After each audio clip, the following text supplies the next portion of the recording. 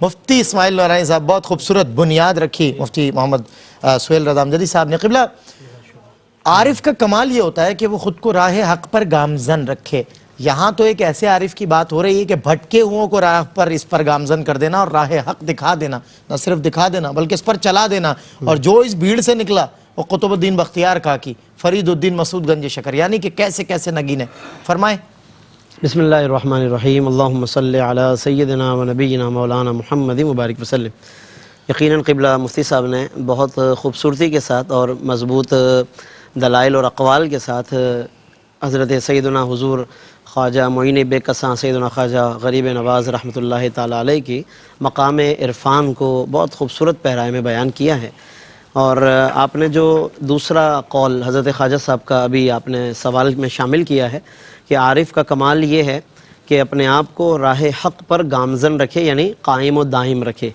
تو سب سے پہلے تو ظاہر ہے کہ ہمیں یہ سمجھنا چاہیے کہ راہ حق کس کو کہتے ہیں. صحیح. کیونکہ معاشرے کے اندر سبھی اپنا اپنا راہ حق لے کر بیٹھتے ہیں. ظاہر ہے آج کل تو خیر بالکل. تو اس لیے سب سے بنیادی بات یہ ہے کہ راہ حق وہی ہے کہ جس کو ان اہل اللہ نے خود سمجھایا، خود بیان کیا، اور انہوں نے اپنی بعض دیگر ملفوظات میں حضور خواجہ غریب نواز رحمۃ اللہ تعالیٰ علیہ نے واضح کیا ہے کہ اس سے مراد اللہ اور اس کے رسول کی اطاعت و فرما برداری ہے.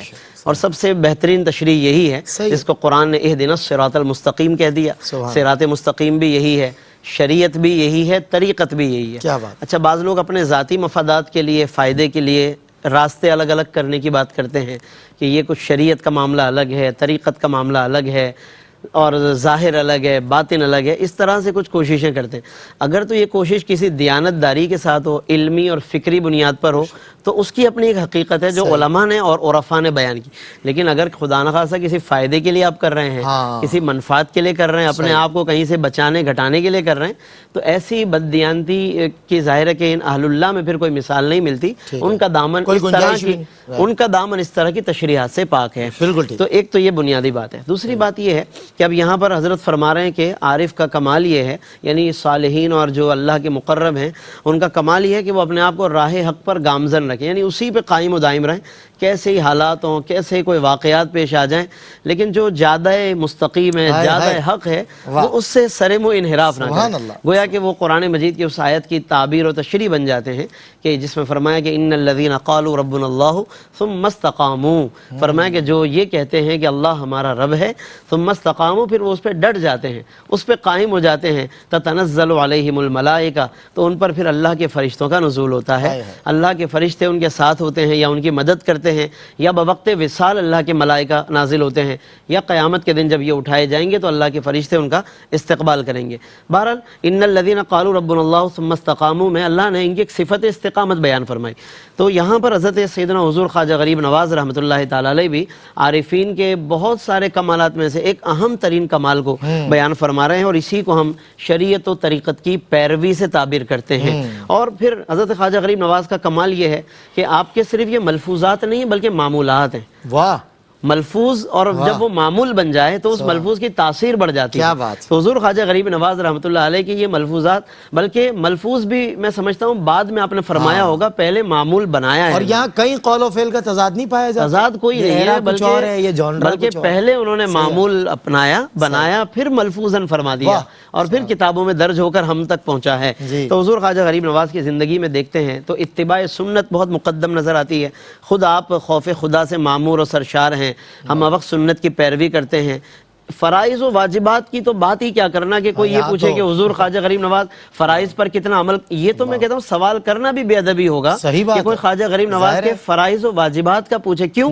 کیونکہ ان کے حالات زندگی میں یہ بات درج ہے اور مستند روایات سے لکھی ہوئی ہے کہ حضور خواجہ غریب نواز کی عبادات کا عالم یہ تھا کہ وہ عشاء، اور یہ کئی اولیاء کے بارے میں، خصوصاً خواجہ غریب نواز کے بارے میں، کہ عشاء کے وضو سے فجر ادا کرتے ہیں. تو جن کی رات بھر جاگنے، شب بیداری، عبادات، ان کے فرائض و واجبات کا کیا پوچھنا. نا. اور اب ہم جس دور سے گزر رہے ہیں ان میں چونکہ دعوے زیادہ ہیں اور ظاہری گیٹ اپ اپنا لیا جاتا ہے اور پھر دعویٰ طریقت اور نہ جانے کیا کیا الفاظ کے ساتھ. لیکن اس میں دیکھیں گے آج کل کی زندگی میں تو بہت سے دعوے داروں میں وہ فرائض نہیں، واجبات نہیں، شریعت کی پیروی نہیں. لیکن آپ یہ دیکھیں کہ خواجہ غریب نواز علامت کیا بتا رہے ہیں کہ اگر جو اس راستے پر چلنے کا دعویٰ کرتا ہے یا چلنا چاہتا ہے تو وہ اپنے آپ کو راہ حق پر مستقیم رکھے. اور یہ بات ثابت ہے، حضور خواجہ غریب نواز نے کبھی داڑھی نہیں کٹوائی، اللہ کبھی آپ نے 4 6 8 10 انگوٹھیاں نہیں پہنی، اللہ کبھی آپ نے جناب صحابہ کرام اور اہل بیت کی شان میں کوئی نازبہ لفظ نہیں کہا. اللہ اس کا مطلب ہے کہ وہ عقیدے میں، عمل میں، شریعت میں، سنت میں اور عقیدت میں، عقیدے اور عقیدت میں بالکل اس کے اس نہج پر تھے جو پوری امت کا منہج چلا رہا ہے. یہ ہمارے لیے ایک جادہ مستقیم ہے جو حضور خواجہ غریب نواز نے عطا فرمایا. یعنی کہ سراپا محبت یہ لوگ تھے اولیاء اللہ، اور انہوں نے صرف محبت انڈیلی ہے لوگوں کے دلوں میں، محبت سے ہی قلوب کو مسخر کیا. نفرتیں نہیں ان کی زبانوں سے نکلتی تھی. تو وہ جب کوئی آپ کو نفرت سکھائے، انسان کو انسان سے نفرت سکھائے، تو سمجھ لیں کہ کہیں نہ کہیں کوئی خرابی باقی ہے. کیونکہ ان خواجہ غریب نواز اور اولیاء اللہ کی مثالیں یہ ہیں کہ یہ جس کو اپنے پاس بٹھاتے اتنی محبت سے اسے دعوت دیتے کہ وہ بس دین کو صرف ایکسیپٹ نہیں کرتا بلکہ اپنا لیتا، اور پھر وہ قلندر اور قطب بن کے ان کی مجالس سے اٹھا کرتا. ایک بریک کے بعد ہوتی ہے آپ سے ملاقات. مفتی اسماعیل نورانی صاحب، بہت مختصر وقت بچا ہے لیکن ایک سوال ہے کہ عارف مانند آفتاب ہوتا ہے، اور یہ آفتاب اتنی ظاہر آفتاب کی روشنی سے کون سی چیز خالی ہوتی ہے؟ خواجہ غریب نواز رحمۃ اللہ تعالیٰ علیہ کے قول میں بھی مجھے ملتی ہے کہ زندگی کے اوصاف میں ایک وصف یہ پیدا کرو کہ سورج کی طرح بنو، کہ تاکہ تمہاری روشنی سے اپنے پرائے سب. وہ یہ نہیں دیکھتا کون میرا ہے، بس روشنی ینفع الناس ہوتا ہے. کیا فرماتے ہیں؟ بالکل حضور خواجہ غریب نواز رحمۃ اللہ تعالیٰ علیہ کے نام اور کا جو حصہ ہے یہ لفظ غریب نواز، تو اس سے بھی یہی مترشح اور واضح ہوتا ہے کہ آپ نے بلا شبہ، یہ میں سمجھتا ہوں کہ وہی بات کہ صرف لفظوں سے یہ بات کہی نہیں ہے بلکہ عملاً آپ نے کر کے ایسا دکھایا کہ آپ کی بارگاہ میں جو لوگ بھی آئے یا خود آپ کا گزر بھی کہیں بھی ہوا تو آپ نے ظاہری مال و دولت بھی اور ہدایت کا جو مال و متاع ہے وہ دونوں آپ نے لٹائے ہیں اور ہر ایک کو عطا فرمائے ہیں. اسی لیے آپ کی محفل میں آنے والوں میں اگر کوئی گمراہ ہوتا تھا تو اس کو آپ ہدایت دیتے تھے، یعنی کہ اس کے لیے ہدایت کی کوشش فرماتے تھے. اگر کوئی ایسا آتا جو کفر پر ہوتا تو اس کے لیے ایمان کا کوئی سبب پیدا فرماتے تھے. گناہگار آتا تو توبہ کے اسباب پیدا فرماتے تھے. غریب آتا تو اس کے لیے مال کا اسباب پیدا فرماتے تھے. یعنی آپ نے اس میں کوئی فرق نہیں کیا کہ یہ ہمارا چاہنے والا ہے یا نہیں چاہنے والا.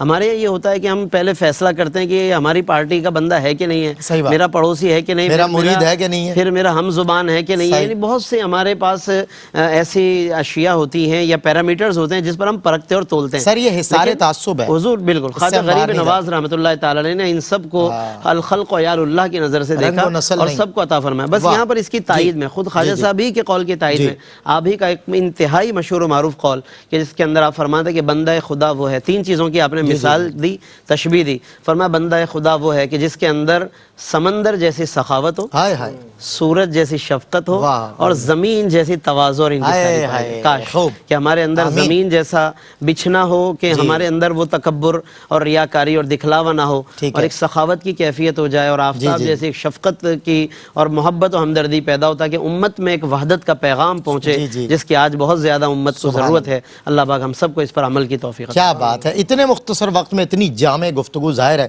انہی علماء سے ہو سکتی ہے. بہت شکریہ آپ دونوں مفتیان کرام کا، آپ تشریف لائے. اور ناظرین کرام، جو ایک خاص وصف میں بہت جلدی سے نکل رہا ہوں کہ جو سمندر والا وصف ہے نا، اس میں خواجہ غریب نواز کی جو حضرت فرماتے اگر وقت ہوتا ہے کہ اس سمندر سب کچھ اپنے اندر سموئے بیٹھا ہوتا ہے لیکن خاموش ہوتا ہے. یہ جذب کی کیفیت ہے، رب کی رضا کا اعلیٰ مقام اسے حاصل ہوتا ہے جس میں جذب کی کیفیت آ جائے.